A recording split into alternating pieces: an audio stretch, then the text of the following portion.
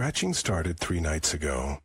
At first I thought it was just the old pipes in our new house settling, but when I pressed my ear against the wall and heard what sounded like fingernails dragging across the other side, I knew it wasn't the plumbing. Did you hear that? My wife's voice was barely above a whisper as she sat up in bed beside me, her eyes wide with fear. Yeah, I heard it. It's probably just a raccoon in the attic or something. That doesn't sound like a raccoon. It sounds like someone's trying to get in. I tried to reassure her, but the truth was I was just as unsettled.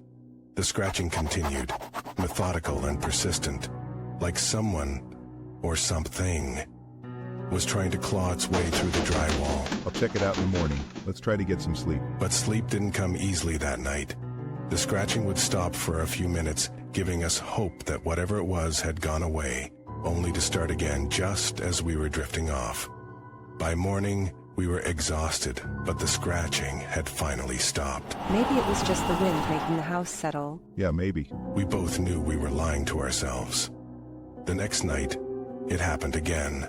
Only this time, the scratching was louder, more desperate, and it wasn't just coming from one wall anymore.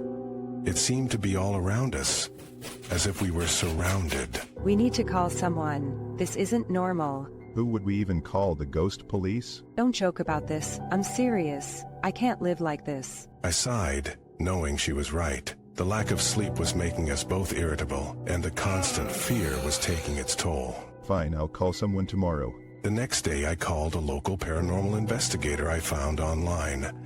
He seemed legitimate enough with good reviews and testimonials from satisfied clients. He agreed to come over that evening. So tell me about these noises you've been hearing. The investigator was a middle-aged man with a serious expression and equipment that looked more scientific than I had expected. It's a scratching sound, like fingernails on the walls. It only happens at night and it's getting worse. We thought it might be a ghost or something. The previous owners didn't mention anything about the house being haunted, but... Most hauntings aren't disclosed during sales. Let me set up some equipment and see what we can find. He placed sensors and recording devices throughout our bedroom and the hallway outside. Then he instructed us to go about our evening as usual and try to get some sleep. If you hear anything, don't investigate it yourselves. Just note the time and let me know in the morning. I'll be monitoring from the guest room. That night, the scratching started earlier than usual, just after midnight. It was louder, too, almost angry in its intensity. I checked the time as instructed and tried to ignore it, but it was impossible. Beside me, my wife was trembling. It knows someone's here to investigate. It's angry. I reached for her hand in the darkness, trying to provide some comfort. The scratching continued for hours, moving from wall to wall. Sometimes so close to our bed that I could swear whatever was making the noise was just inches away from us, separated only by a thin layer of drywall. Morning came, and the investigator reviewed his recordings and readings with a frown. I've got some unusual electromagnetic fluctuations, but nothing conclusive. The audio recordings picked up the scratching, but there's something odd about it. What do you mean, odd? It's not random. There's a pattern to it, almost like Morse code or something similar. Are you saying someone is trying to communicate with us? I'm not sure. Let me analyze this further. I'd like to come back tonight with some additional equipment, if that's okay. We agreed, desperate for answers. That day, while my wife was at work, I decided to do some research on the house's history. The local library had archives of old newspapers, and I spent hours scrolling through microfiche, looking for any mention of our address. And then I found it.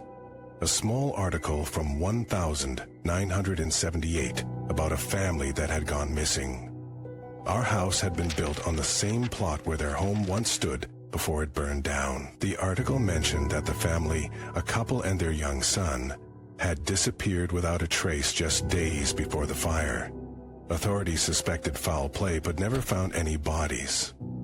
That night, the investigator returned with more equipment, including what he called a spirit box, a device that rapidly scanned radio frequencies, supposedly allowing spirits to communicate through the white noise. I've analyzed the pattern of the scratching.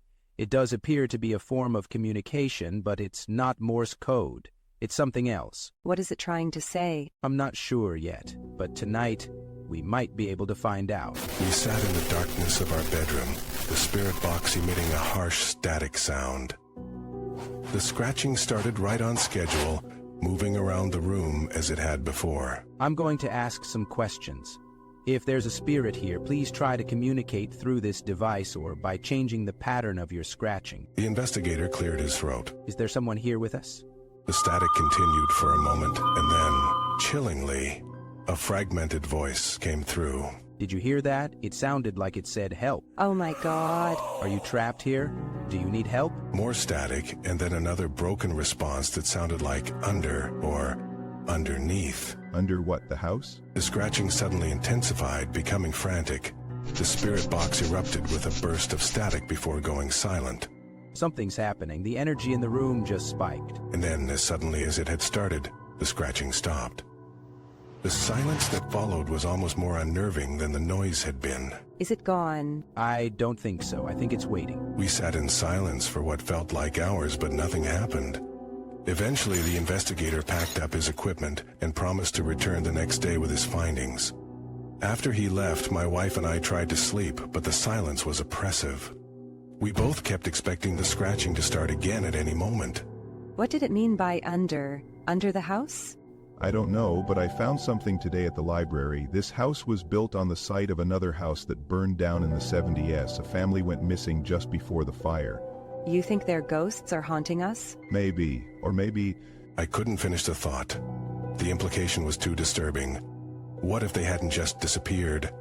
What if they were still here, somehow? The next day, the investigator called with news. I've analyzed everything, and I'm convinced you're dealing with a residual haunting. The family that disappeared, I think they're trying to tell us something. Like what? Like what really happened to them.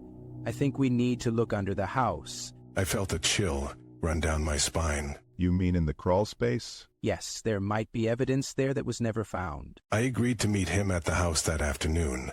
My wife was too frightened to join us, so she went to stay with her sister for the day. The crawl space entrance was in a closet off the hallway. It was small and dark, barely big enough for a grown man to fit through. The investigator brought powerful flashlights and a camera. I'll go first. Hand me the light. I watched as he squeezed through the opening and disappeared into the darkness beneath our home. I followed reluctantly, the musty smell of damp earth filling my nostrils as I crawled on my hands and knees through the dirt.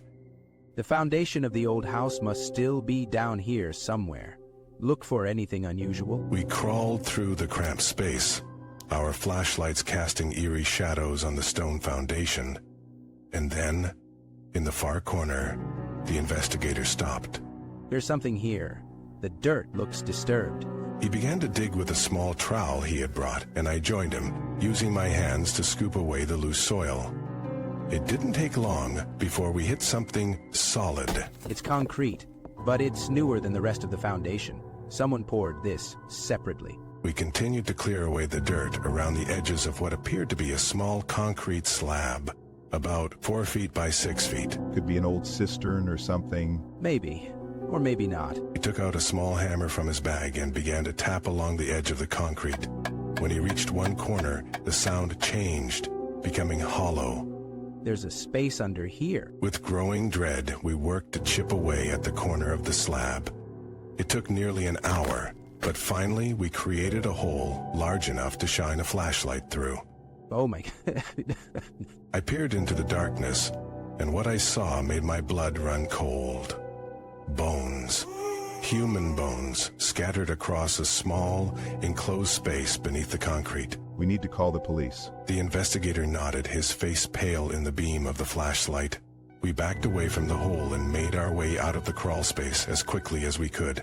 The police arrived within minutes of our call. They cordoned off the house and brought in forensic specialists who carefully broke through the concrete slab to access the space below. What they found confirmed our worst fears. The remains of 3 people, 2 adults and a child, had been sealed in a makeshift tomb beneath the house. They had been there for decades, hidden away and forgotten. As the police worked, one of the detectives approached us. The previous owner of this property, the one who built this house after the fire, he died in prison 10 years ago. He was serving time for an unrelated murder, but there were suspicions about other cases. Looks like we just found his other victims. That night, as we stayed in a hotel while the police continued their investigation at our house, my wife asked the question that had been haunting me. If they found the bodies, why do you think the scratching will stop? Wouldn't their spirits still be trapped there? I don't know, maybe they just wanted to be found, to have someone know what happened to them. We returned to the house a week later, after the police had finished their work. The crawl space had been sealed up again, and the house felt different somehow. Quieter, more peaceful. That night, we lay in bed, both of us tense and waiting for the scratching to begin. But midnight came and went, and the walls remained silent. Do you think it's over? I hope so. We drifted off to sleep, exhausted from the stress of the past week. And for the first time since we'd moved in, we slept through the night without interruption. The next morning, I woke feeling more rested than I had in days. My wife was still asleep beside me, her face peaceful. I got up quietly and went to make coffee. As I waited for the coffee to brew, I noticed something on the kitchen counter that hadn't been there the night before. 3 small, smooth stones arranged in a perfect line. I picked one up, turning it over in my hand. It was warm to the touch, as if it had been held recently.